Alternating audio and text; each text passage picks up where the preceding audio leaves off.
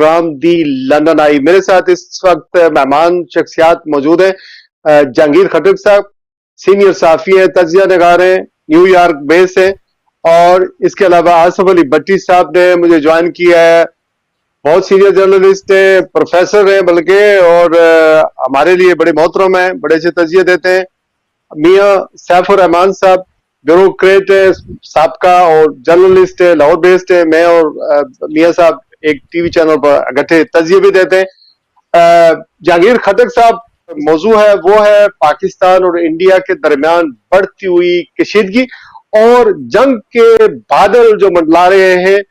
ये क्या पाकिस्तान और इंडिया किसी जंग की तरफ बढ़ रहे हैं और क्या अफोर्ड कर सकता है हमारा खिता 1.5 अरब इंसान किस तरह का कोई एडवेंचर हो एक ऐसे वक्त में जब डोनाल्ड ट्रंप ने न्यू वर्ल्ड ऑर्डर लिखना शुरू कर दिया है, दुनिया एंगेज है, they are very busy making the trade deal.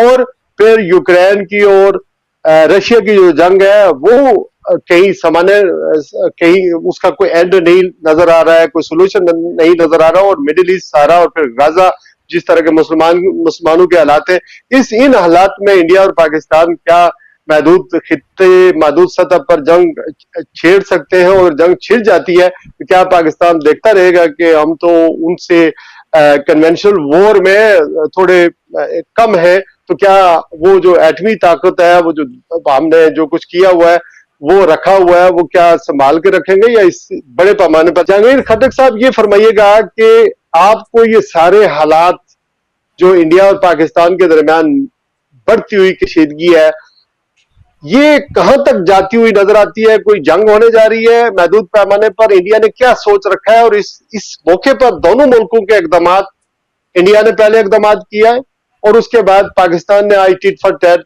जो इंडिया ने ऐलान किया उससे बढ़कर, बल्कि उन्होंने कहा कि हमारी फजाई हदूद भी आप इस्तेमाल नहीं कर सकते। तो how do you see this whole situation sir?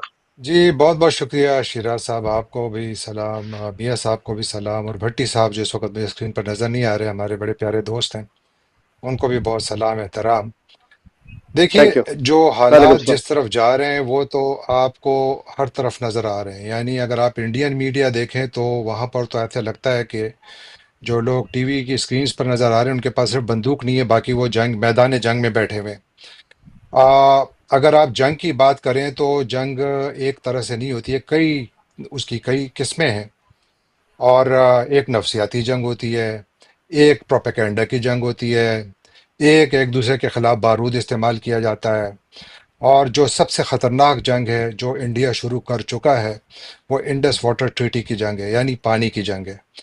Pakistan की हमेशा से ये रेड लाइन रही है कि पानी को रोकना will be an act of war. यही पाकिस्तान ने आज ऐलान भी किया है, और मेरा ख्याल है यही पाकिस्तान की रेड लाइन भी है।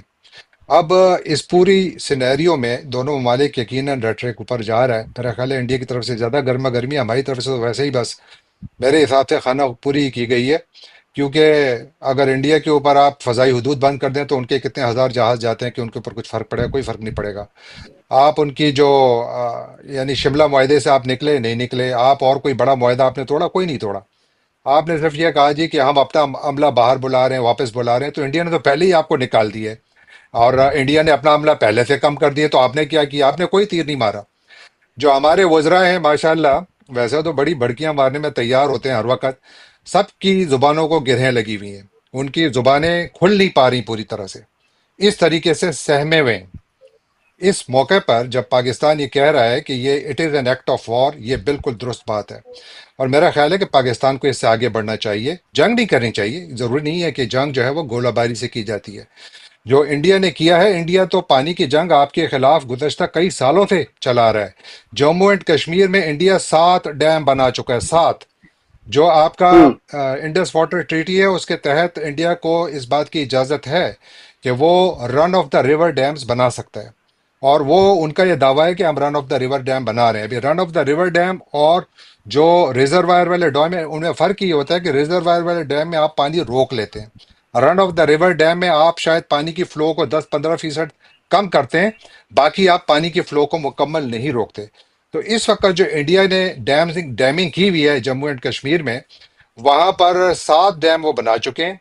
और कम अज कम कहते हैं कि दसियों डैम्स के उनके ड्राइंग बोर्ड्स पे हैं और कुछ एक्टिवली काफ़ी एडवांस स्टेज में हैं।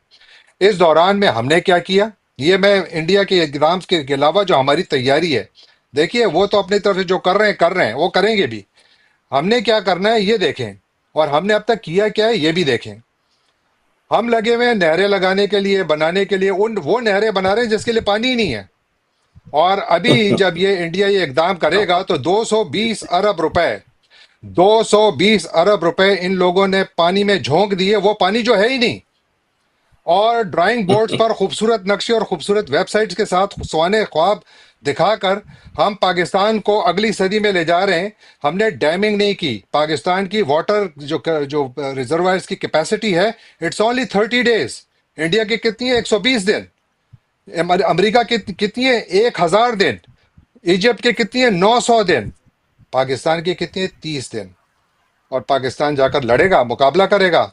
मेरा ख्याल है पाकिस्तान के पास एक अच्छा तरीका यह है कि इस वक्त जो आपको ऑन द ग्राउंड रिएक्शन देना है वो तो आप देंगे, क्योंकि वो हमारी तारीख है।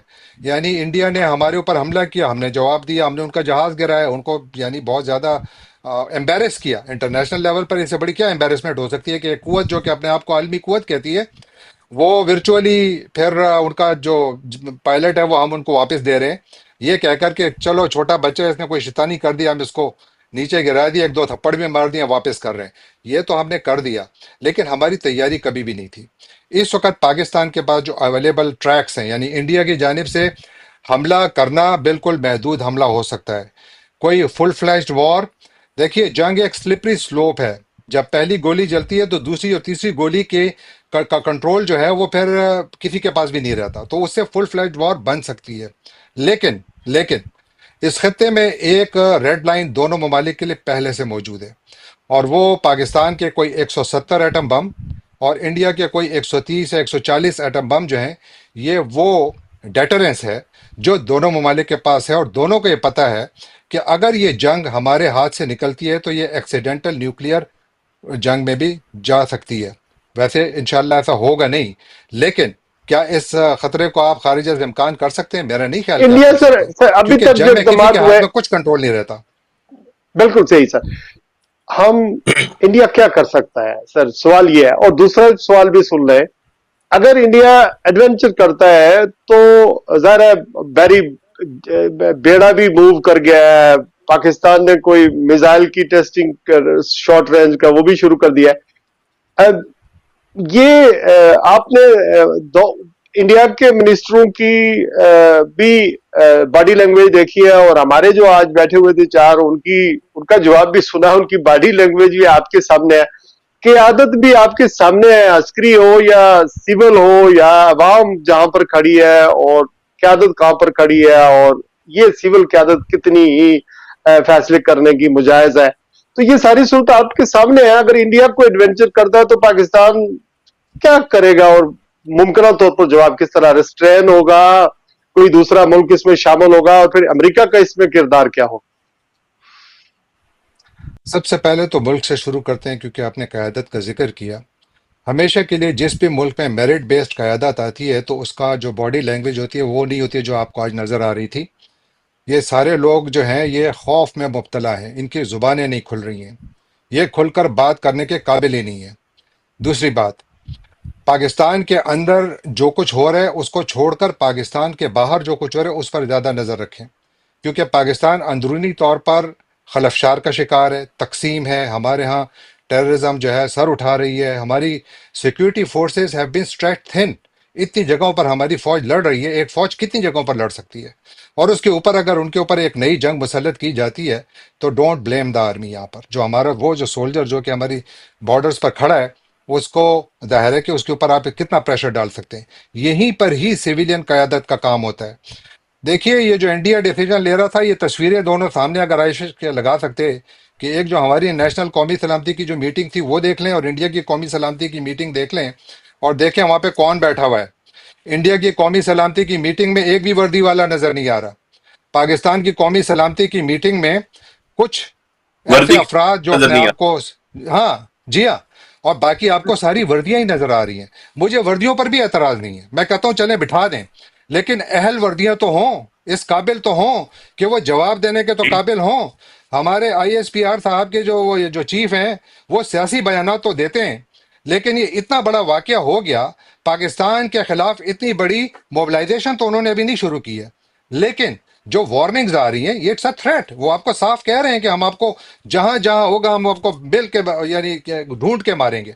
तो अगर इस सूरत हाल में सिविलियन क़यादत आपकी नाअहल है, यानी आप ये माने या ना माने, सिविलियन क़यादत में तप्पड़ ही नहीं है, क्योंकि ये सारे के सारे वो काट के उल्लू हैं, इनके अंदर कोई तप्पड़ नहीं है। और जो हमारी फौजी क़यादत है उसमें कुरान का इस्तेमाल तो बड़ा होता है, लेकिन ताकत का बाकी इस्तेमाल हमारी सड़कों और घरों और जजों के घरों में तो होता है, लेकिन सरहदों पर वो वैसा नजर नहीं आ रहा। ये तो होना ये चाहिए था गलत कि वो जर्नैल जो कि इस वक्त तकरीरें कर रहे हैं, जाते बॉर्डर्स पर अपने ट्रुप्स को जाके उनका मोरल हाई करें। Your military stretch thin because of some very very terrible policies. खैर ये घर की बहस है, इसको छोड़ दें। इंडिया, देखिए, इंडिया एक खास हद तक जा सकता है, इंडिया को इस बात का इल्म है, इंडिया को ये भी पता है कि पाकिस्तान की वल्नरेबिलिटीज क्या है, लेकिन पाकिस्तान को भी इंडिया की वल्नरेबिलिटीज का पता है। यानी ऐसा नहीं है कि इंडिया जो है वो कोई बहुत बड़ी टॉप चीज है कि जो सब कुछ कर सकता है, मेरा नहीं ख्याल। सबसे पहली बात तो ये है कि इंडिया कह रहे हैं कि जी हम इस ट्रीटी से निकलते हैं, चले जाए, निकल जाएं, निकल जाएं। ये बताएं कि आप पानी को रोकेंगे कैसे, क्योंकि आपके पास वो मैकेनिज्म नहीं मौजूद, कहां से रोकेंगे? यानी आपके पास तो सारे रन उनको आप रोक सकते हैं कि एक खास हद तक, क्योंकि आपकी स्टोरेज कैपेसिटी ही नहीं है, लिहाजा पानी तो आपको छोड़ना पड़ेगा। दूसरी बात, आप कहते हैं हम डैमिंग करेंगे, तो एक डैम एक दिन में तो तैयार नहीं, तो उसमें साल साल लगते हैं। मोदी जैसे एक्सट्रीमिस्ट जो हैं, अगर वो इस वक्त हुकूमत में हैं, तो ये सारी उम्र तो हुकूमत में नहीं रहेंगे। पॉलिटिकल चेंजेस आएंगी, दुनिया में तब्दीली आएगी, ये दुनिया, आज की दुनिया कल की दुनिया से मुख्तलिफ होगी, बिल्कुल वैसे ही जैसे कि कल की दुनिया आज की दुनिया से हो चुकी है। तो इसलिए वो तब्दीली तो आनी है। इंडिया के पास इस वक्त चॉइसेस ये है कि चूंकि इंडिया में एक नेशनलिज्म बहुत ज्यादा है, वहां पर गम और गुस्से की जो मेरा ख्याल है जिसको तड़का लगा रहे हैं वो मीडिया उनका बहुत ज्यादा लगा रहा है, और उसकी वजह से गम और गुस्सा अगर कहीं नहीं भी है तो मीडिया उसको 10 मरतबा मल्टीप्लाई करके दिखा रहे हैं कि जी बहुत गुस्सा है। और जिसकी वजह से जो सियासी क़यादत है वो शायद अपने आप को ऑब्लाइज समझ रही है कि हमें कुछ ना कुछ एक्ट करना होगा। तो अगर इन्होंने 2 दरख्त और एक कौवा मारना है तो एकदम हम भी यही करेंगे, जवाब तो फिर भी आएगा। यानी पाकिस्तान की तरफ से जवाब तो आए, जवाब का दूसरा जवाबल जवाब आता है तो पाकिस्तान की जानिब से भी आएगा। टिट फॉर टैट वाला मामला तो पाकिस्तान अमेरिका ये इंडिया की तारीख में है। अब आए जरा अमेरिका का। भारत की जो भी ख्वाहिश हो, एक बात मेरी याद रख लें, इस खित्ते में अमेरिका कभी भी जंग नहीं चाहेगा। हाँ, किसी हद तक कोई इनको जवाब देने की इजाजत शायद दे दे कि हाँ जाए कुछ पटाखे मटाखे आप भी चला लें, अपने अवाम को खुश कर लें, लेकिन मेरा नहीं ख्याल कि अमेरिका इस खित्ते में किसी बड़ी जंग का मुतहम्मिल हो सकता है। उसकी वजह यह वजह है सर। कि ये हाँ, इलाका ऑलरेडी डिस्टेबलाइज्ड है, इस इलाके में इंस्टेबिलिटी है, चाहे वो इंडिया है या पाकिस्तान है। इंडिया में थोड़ी कम है, पाकिस्तान में ज्यादा है, लेकिन अगर आप ये कहें कि इंडिया स्टेबल है तो इंडिया स्टेबल नहीं है। इंडिया में भी इंस्टेबिलिटी के बहुत सारे ऐसे सेंटर्स हैं जो बन चुके हैं, तो इसलिए वहां पर मसाइल हैं। और मेरा नहीं ख्याल अमेरिका जंग नहीं चाहेगा, इंडिया भी फुल फ्लैज वॉर नहीं चाहेगा, लेकिन इंडिया अपने अवाम को दिखाने का कुछ ना कुछ करेगा। पाकिस्तान फिलहाल एक आध दांत उनका टूटा हुआ है, तो पूरे दांत नहीं दिखा रहे, लेकिन शायद वो मौका आए कि ये भी थोड़े दांत दिखाएं और ये बताएं कि जनाब हम आपके साथ हर एक चीज पर तैयार हैं। यानी कंडेम करें, मैंने पहले भी कहा था, मैं तो अपने जो मेरा व्लॉग होता है उसमें भी मैंने कहा था कि कंडेम करें, गलत है। सिविलियन को टारगेट करना किसी का हक नहीं है, बिल्कुल गलत है। इसको आप कंडेम करें, it's an act of terrorism. आप इंडिया को ऑफर करें कि भाई आप अगर इन्वेस्टिगेशन करना चाहते हैं आए हमारे साथ बैठे, हम बिल्कुल आपके साथ मुकम्मल इन्वेस्टिगेशन के तैयार हैं, क्योंकि यही तो वो दहशतगर्दी है जिसके हम भी शिकार हैं, लिहाजा हम आपके साथ हैं। यहाँ पर आपको अपनी पोस्चरिंग थोड़ी चेंज करनी होती है, इसके लिए डिप्लोमेसी चाहिए होती है, डिप्लोमेसी के लिए डिप्लोमेट्स चाहिए होते हैं। अब मेरा सवाल आपसे है कि आपको इस हुकूमत में कौन सा डिप्लोमेट नजर आता है? डिप्लोमेट आप जैसे लोग नजर आते हैं और जो टीवी पे बंदे बिठाए हुए हैं वही डिप्लोमेट है। सबसे बड़ा फर्क तो यही है सर, जो लोग पावरफुल आवाजें थी वो तो बंद हो गई सारी, जो पाकिस्तान के मीडिया पर आती थी उनको सुना जाता था, उनकी फॉलोइंग तो वो तो सारे थे हट गए। और सबसे दूसरा बड़ा डाउनफॉल ये है कि इंडिया के पता नहीं कितने चैनल अंग्रेजी में है जो हर जगह सुनाई देते हैं, लेकिन पाकिस्तान का एक भी चैनल अंग्रेजी में नहीं है। और जो अखबार है आपको पता है वो एक दो है, वो भी अब वो भी कंट्रोल है। तो ये तो हमारा डाउनफॉल तो बहुत ज्यादा है सर।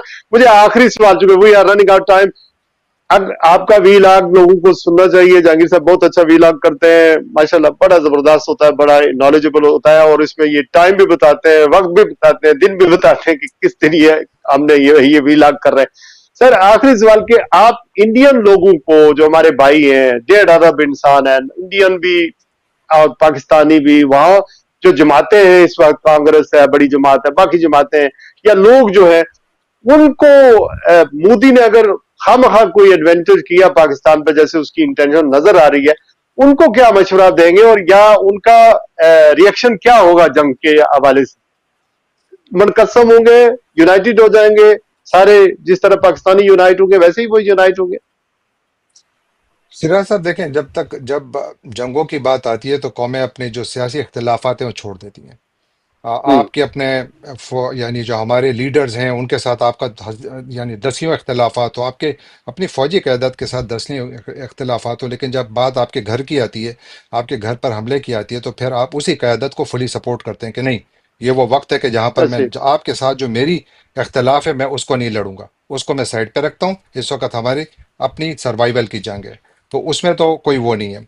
दूसरी बात, मैं ज़ाती तौर पर तो जंगों का बहुत बड़ा मुखालिफ हूँ। यानी पाकिस्तान और इंडिया के दरमियान एक बहुत अच्छा ट्रैक टू डिप्लोमेसी का एक फोरम था, Pakistan India forum for piece and diplomacy.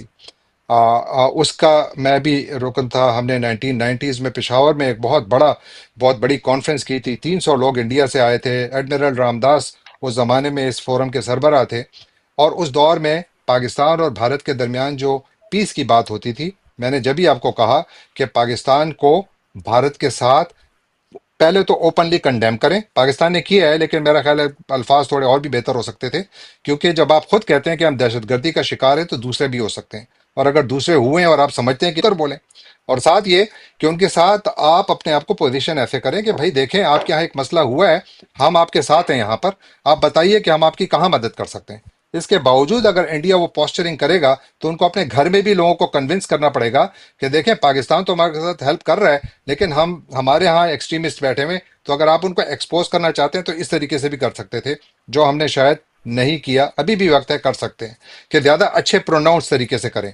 और तीसरी बात यह है कि इंडिया में जो तबका है, इंडिया में हर कोई जंग नहीं चाहता, बिल्कुल नहीं चाहता, मेरा नहीं ख्याल। सही। हमारे जैसे लोग हैं, आप हम सब यहाँ पर, यानी मैं अमेरिका में रहता हूँ, मेरे जितने अच्छे अच्छे दोस्त हैं इंडिया से उनका ताल्लुक है। मैंने आज तक किसी को ये कहता नहीं सुना कि हम पाकिस्तान को ख़त्म करना चाहते हैं या हम decimated, we don't want to see that. कोई भी ये नहीं चाहता। हाँ, हर मुल्क में सही। अपने एक्सट्रीमिस्ट मौजूद, अभी तहरीक लब्बैक और दूसरे मौजूद हैं, जो कि अपनी जुबान में अपनी नज़र से दुनिया को देखते हैं। इसी तरह इंडिया में भी एक्सट्रीमिस्ट मौजूद हैं जो अपनी नज़र और अपने जाविये से देखते हैं। लेकिन क्या आप पाकिस्तान को ये चाहेंगे कि आप उसको एक एक्सट्रीमिस्ट जुमात की नज़र से पाकिस्तान को पोर्ट्रे करें, या थैंक आप जो हमारा एनलाइटेंड तबका जिसे हम कहते हैं, वो लोग जो कि प्रो डेमोक्रेसी हैं, जो कि प्रो ह्यूमन राइट्स हैं, जो कि प्रो रूल ऑफ लॉ हैं, जो कि प्रो पीस हैं, जो दोनों ममालिक के दरमियान अमन चाहते हैं, जो ज़्यादा तिजारत चाहते हैं, जो ताल्लुकात को बेहतर करना चाहते हैं। मेरा ख्याल है कि उनकी कमी ना इंडिया में है ना पाकिस्तान में है। हाँ, एक सही। चीज़ है कि जब नैरेटिव बनता है और नैरेटिव को जो लोग पुश करते हैं, उनको जब वो स्पेस मिलती है तो वो आवाज़ें जो कि प्रो पीस हैं वो बेचारी दब जाती हैं। पाकिस्तान में तो आवाज़ें वैसे ही नहीं निकल सकती ना। पाकिस्तान में तो सही। बाकायदा, ये भट्टी साहब इसके गवाह होंगे कि लोगों को उनके सेल फोन्स पर बताया जाता है कि आज कौन सी खबर चलेगी।